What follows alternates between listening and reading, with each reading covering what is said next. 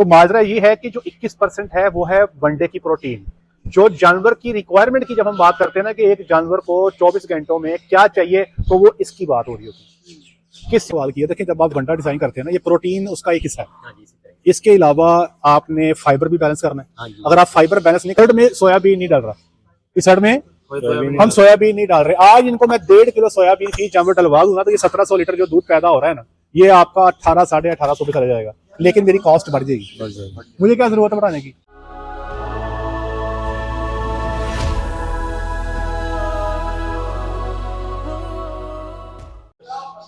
जी बिस्मिल्लाहिर्रहमानिर्रहीम, अस्सलाम वालेकुम रहमतुल्लाहि व बरकातुहू। मेरा नाम है डॉक्टर मोहम्मद मुज़म्मिल हसन। एक नए सेशन के साथ आपकी खिदमत में हाजिर। तमाम तारीफ़ें अल्लाह पाक के लिए जिसने मुझे आपको पूरी कायनात को बनाया। हमारे साथ मिलकर दुरूद शरीफ पढ़ने, अल्लाहुम्मा सल्ली अला मुहम्मदिन व अला आलि मुहम्मदिन कमा सल्लैता अला इब्राहीम व अला आलि इब्राहीम इन्नका हमीदुम मजीद। अल्लाहुम्मा बारिक अला मुहम्मदिन व अला आलि मुहम्मदिन कमा बारकता अला इब्राहीम व अला आलि इब्राहीम इन्नका हमीदुम मजीद। फीडिंग के हवाले से एक इन्फॉर्मेशन आपको देना चाहता हूँ। ये देखें मेरे पास ये जानवरों को फीड लगी है, आपके सामने ये फीड को लगाया गया। जानवर गए मिल्किंग पार्लर में, पीछे से बंदे एक्टिव हो गए, सफाई वाले वो भी एक्टिव हो गए। आप देखें थक करके सफाई कर दी, मिल्किंग वाले मिल्किंग में एक्टिव हो गए, मिल्किंग शुरू, और फीडिंग वाले फीडिंग पे एक्टिव हो गए, फीडिंग शुरू। तो डेयरी फार्म पर ये 3 दफा ये प्रैक्टिस होती है। जैसे ही मिल्किंग का टाइम आता है, लेबर सारी एक्टिव, फीडिंग वाले फीडिंग पे शुरू, मिल्किंग वाले मिल्किंग पे शुरू, सफाई वाले सफाई पे शुरू। जब ये सारा काम खत्म हो जाना है ना, उसके बाद हम लेबर को बुलाते भी नहीं, जो मर्जी करे, सोए खाए पिए जो मर्जी करे। इससे लेबर भी खुश रहती है, सुकून से काम करती है। अगर आपने 24 घंटे लेबर को कोई ना कोई काम दिए रखा हुआ है, तो फिर वो लेबर आपके फार्म पे टिकेगी नहीं जनाब। वो आप लोग कहते हैं हमारे फार्म पे बंदे आई चली लगी रहती है, वो गलत है। काम स्पेसिफाई कर दें, काम लें, अल्लाह खैर सल्लाह। अब ये जैसी फीडिंग लगी है, आपने देखा उन्होंने पहले सब्ज चारा लगाया, साइलेंट लगाया, तूड़ी लगाई, बंडा लगाया, सप्लीमेंट लगाई। उसके बाद उन्होंने कई की मदद से इसको 2 से 3 दफा मिक्स कर दिया। जब ये सारा पड़ा हुआ था तो वहां से मिल्किंग पार्लर से जानवर आए और इन्होंने आके खाना शुरू कर दिया। अब जानवर लेट आ रहा है, पहले से आ रहा, देर से आ रहा, पीछे बैठा, आगे बैठा है, हर जानवर को इक्वल खुराक मिल जाएगी। और एक चीज मैं आपको शेयर करना चाहता हूँ, ये देखें मेरे हाथ में ये TMR मैंने उठाया। अमूमी तौर पे एक सवाल जो लोग करते हैं, अक्सर औकात करते हैं कि TMR का क्या होता है। तो TMR या टोटल मिक्स राशन इसको कहते हैं, जो टोटल खुराक आप जानवर को दे रहे हो, this is TMR number 1। Number 2, लोग सवाल करते हैं कितनी CP का बंडा डालना है, कितनी प्रोटीन का बंडा डालना है, क्या 18 प्रोटीन का बंडा डालना है, 20 प्रोटीन का बंडा डालना है, 22 प्रोटीन का बंडा डालना है, और जानवर की रिक्वायरमेंट क्या है। अभी हम गाड़ी में आ रहे थे तो हमसे सवाल किया एक साहब ने कि आपने बताया था कि जानवर की जो ये स्टेज पे जो जानवर खड़े हैं इनकी 32-33 की एवरेज है, मैं इनको 15% प्रोटीन दे रहा हूँ। तो आपने सवाल किया था एक साहब ने कि बंडा आप बना रहे हैं 21 प्रोटीन का जो आपने पढ़ाया था, लेकिन जो आप जानवरों को दे रहे हो वो 15% दे रहे हो, इसलिए क्या माजरा है। तो माजरा ये है कि जो 21% है वो है वनडे की प्रोटीन। जो जानवर की रिक्वायरमेंट की जब हम बात करते हैं ना कि एक जानवर को 24 घंटों में क्या चाहिए, तो वो इसकी बात हो रही होती है। किसी रिसर्च आर्टिकल में, किसी किताब में आप पढ़ोगे कि जानवर को प्रोटीन चाहिए 14, 15, 16 जितनी भी चाहिए, वो सर इसकी बात हो रही है। समझ रहे हैं इस पूरे की। इसमें अब क्या क्या है, अब देखें ये मैंने उठा लिया, ये इसमें बरसीम है सर, इसकी 20% प्रोटीन है, फेंक दिया। इसमें ये साइलेज है सर, साइलेज की प्रोटीन तकरीबन 8 साढ़े 8% है। और इसमें वंडा है, वो हमने 20-22 के बीच में सेट किया हुआ डिपेंडिंग वन ग्रुप। लेकिन जो टोटल प्रोटीन है इस मेरे हाथ में पड़ी चीज की, ये तकरीबन हम 15 के आसपास सेट करते हैं। ये होता है कि अब आप लोग पूछते हैं वंडा कितनी प्रोटीन का होना चाहिए। देखिए आजकल ये बरसीम आप लोग डाल रहे हैं, बहुत हाई प्रोटीन में है। अगर मैं बरसीम अच्छी मिकदार में खिला सकता हूं तो मैं वनडे की प्रोटीन को नीचे ला सकता हूं, क्योंकि मेरे पास चारे में एक अच्छी प्रोटीन का चारा मौजूद है।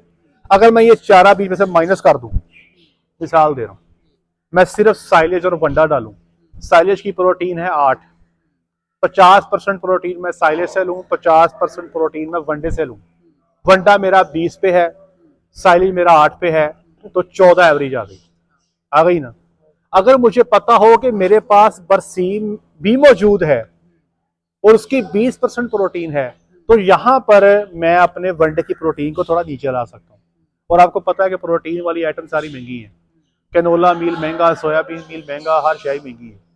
मेरी बात समझ आ गई? तो ये बात इसकी हो रही होती है। अब सवाल आप कर रहे थे जी, ये ले लें जी। ये सवाल ये हो गया कि ये जो आपने टोटल मिक्स राशन बताया है, तो ये तो एक बहुत एडवांटेज हो गया ना। देखिए, अगर एक समझने वाला बंदा है, काबिल है, आप 21-22 पे बना रहे हैं वनडे को, उसका प्रोटीन लेवल है आपका, तो जब आप उसकी कॉस्ट को कम कर सकते हैं इसके जरिए। अब देखिए, हम कहते हैं जी 20-21 पे जो बना रहे हैं, तो वो डलेगा 10 kg अप्रोक्सीमेटली आप डाल रहे हैं। तो जब आप साथ उसके बरसीन डाल देते हैं, तो यानी कि आपने उसकी कॉस्ट कम कर दी, आप उसको 8 किलो पे ला सकते हैं। मैं अक्सर बात करता हूँ, ये अंडरस्टैंडिंग का प्रॉब्लम है।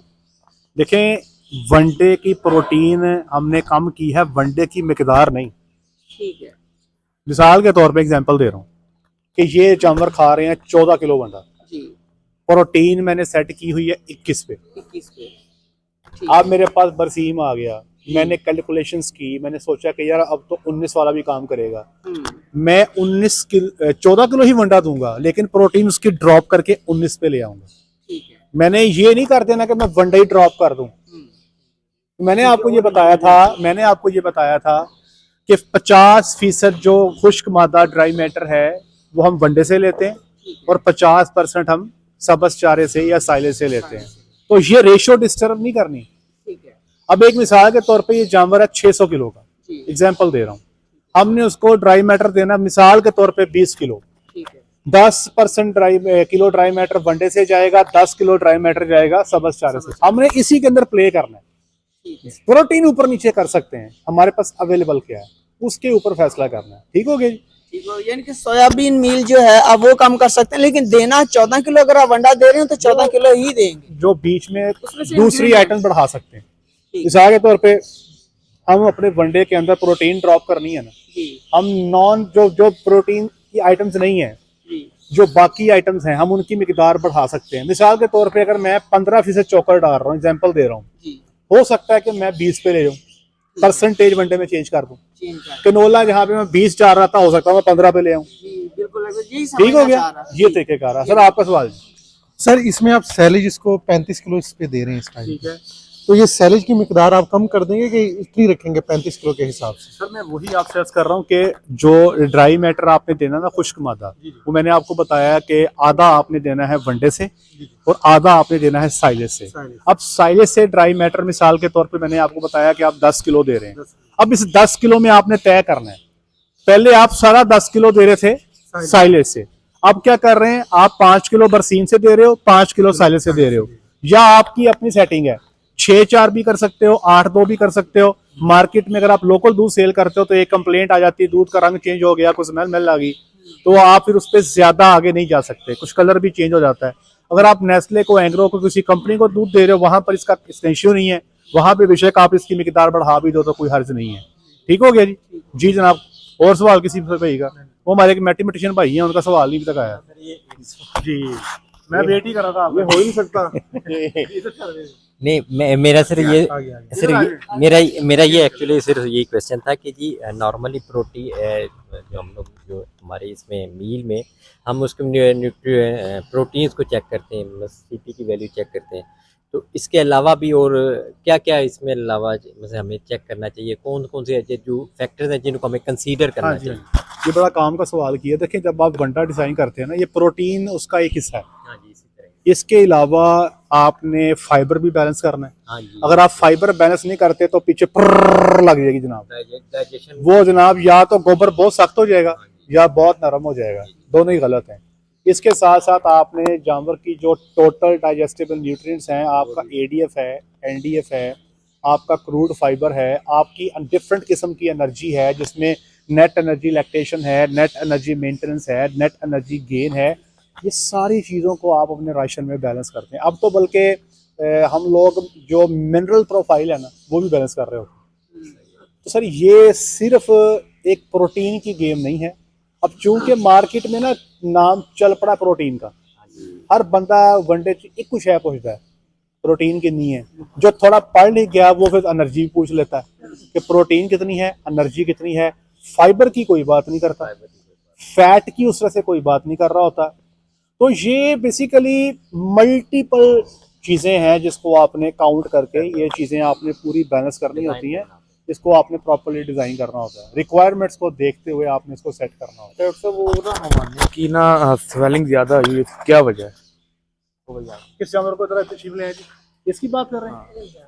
ये बहुत ज्यादा इसकी ना नर्व्स बाहर आई हुई हैं और ये जरा हैवाना दिखाएं जी। ये हमारे गिल साहब परेशान हो गए हैं। गिल साहब ये बिल्कुल नॉर्मल हैवाना है, इसमें बिल्कुल कोई स्वेलिंग नहीं है। और ये जब मिल्किंग के टाइम पे आएगी ना, जब मिल्किंग के टाइम पे ये जानवर आएगा फिर आपको पता लगेगा कि ये गुब्बारे की तरह फूलेगा। और फिर इसकी जो आपको वेन्स नजर आ रही है ना हैवाने पे, ये ऐसे प्रोमिनेंट हो जाएंगी जैसे जनाब को डॉक्टर आपकी बाजू पकड़ता है ना, जैसे दुबा के तो वेन्स प्रोमिनेंट हो जाती हैं, वैसे प्रोमिनेंट हो जाएंगी।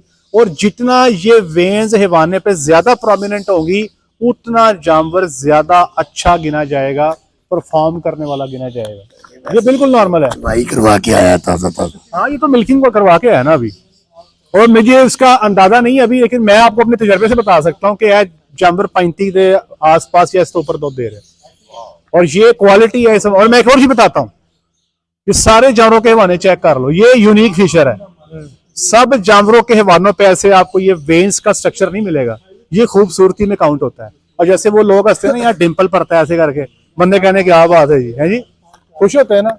बाद लोग सर्जरी करवा के डिम्पल डलवाते हैं। ये करिए ये पढ़ रहा है ना, स्पेशल फीचर है ना आपका, तो ये समझ लें ऐसे ही है, ये ऐसे ही है जनाब। बड़ी हाँ जी ऐसे ही है। ठीक, और सवाल आपका फीडिंग के हवाले से। अगर इसमें प्रोटीन इनकेस ज्यादा इनटेक किया, ज्यादा लिया, तो इससे क्या असर पड़ सकता है? देखें, जब आप जानवरों का ऐसे राशन सेट कर रहे होते हैं ना, तो जो भी राशन सेट करना है हम उसका 5% इजाफी देते हैं। क्या करते हैं? ये ऐसे ही समझ लें, 3 बंदे होटल में रोटी खाने जाते हैं ना, तो कोशिश की जाती है कि या शादी का भी हिसाब लगाना हो कि 2 बंदे शादी ते आने ने इन्नी की रोटियां लगनी है। आप हमेशा क्या करते हैं, उससे थोड़ा सा ऊपर जाते हैं। इसी तरह जब वो खुराक देते हैं ना जानवरों को, थोड़ा सा ऊपर सेट करते हैं, इसको कहते हैं अलाउंस। वो क्यों देते हैं? क्योंकि जानवरों के अंदर ना तबीयतें बड़ी मुख्तलिफ है। कुछ ज्यादा खाने वाले होते हैं, कुछ थोड़ा खाने वाले होते हैं, कुछ कमजोर होते हैं। अगर कोई जानवर ज्यादा खा गया किसी दूसरे का हिस्सा, तो वो जो अलाउंस हमने इजाफी दिया है ना, वो वहां पे आके जो है ना वो अपने आप को पैचअप कर लेता है। अब सवाल ये पैदा होता है जो आप कह रहे हैं कि ये जानवर ने प्रोटीन जो है अगर उसको ज़रा दे दी। देखिए, इस वक्त जो पाकिस्तान का हमारा सिनेरियो चल रहा है ना, मैं अक्सर ये बात करता हूँ कि हमें एक प्रॉब्लम पूरे पाकिस्तान में रहती है कि हमारे जानवर ना प्रोटीन डेफिशिएंट है। हमारे क्या जानवर है? Protein deficient. हमें ये प्रॉब्लम ही नहीं है कि ज्यादा हो जाएगी, ठीक है। हम तो बड़ी मुश्किल से पूरी कर रहे होते हैं। ये मतलब इकोनॉमिक्स। तो आप ये पूछें कि अगर कम हुई हो तो क्या करना है ठीक है जी, ज्यादा का हमारा रोला ही नहीं है, क्योंकि हम ज्यादा देते ही नहीं है। अब देखें ना, मिसाल के तौर पे मैंने आपको अर्ज किया कि मैं राशन को 15% पे इसका मैंने सेट किया हुआ है। मेरी जो रेंज है वो 14.5 से 15 वाली है। अगर मैं इनका राशन 17 पे सेट कर दूं तो जो आप बात कर रहे हैं ना, इसके ऊपर सोचा जा सकता है, लेकिन वो 17 पे मुझे अफोर्डेबल नहीं है।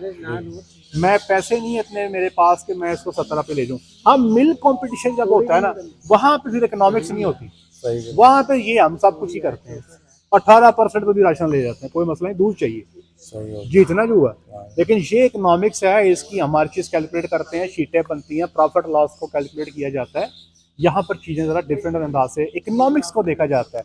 अगर आज इस हर्ड में सोयाबीन नहीं डाल रहा, इस हर्ड में हम सोयाबीन नहीं डाल रहे, आज इनको मैं 1.5 किलो सोयाबीन की जानवर डलवा दूं ना, तो ये 1700 लीटर जो दूध पैदा हो रहा है ना, ये आपका 1800 साढ़े 1800 पे चला जाएगा। लेकिन मेरी कॉस्ट बढ़ जाएगी। मुझे क्या जरूरत है बढ़ाने की? भाई मैंने प्रॉफिट देखना है। मुझे 31 लीटर एवरेज पे अगर एक जानवर 30 रुपए पर लीटर बचा रहा है, तो 33 लीटर एवरेज पे अगर वो जो मुझे बचत आ रही है वो 30 से ड्रॉप होकर 20 पे आ रही है, तो मुझे कोई फायदा नहीं है पंगा लेने का। और मैं गायों को पुश भी कर रहा हूँ, जोर भी लगा रहा हूँ। No need. इकोनॉमिकल फीडिंग करनी सीखें, इकोनॉमिकल दूध लेना सीखें। 35 लीटर से 33 लीटर बेहतर है अगर आपका पर लीटर कॉस्ट कम हो रहा है, और 33 से 30 लीटर बेहतर है अगर आप मजीद अपनी कॉस्ट को जो है वो मैनेज कर रहे हैं, उसको मजीद बेहतर कर रहे हैं। ठीक हो गया जी? ये जी आज के लिए इतना ही। अपना ख्याल रखें, दुआ में याद रखें। 5 वक्त की नमाज बाद जमात अदा करें। अस्सलामु अलैकुम व रहमतुल्लाहि व बरकातहू।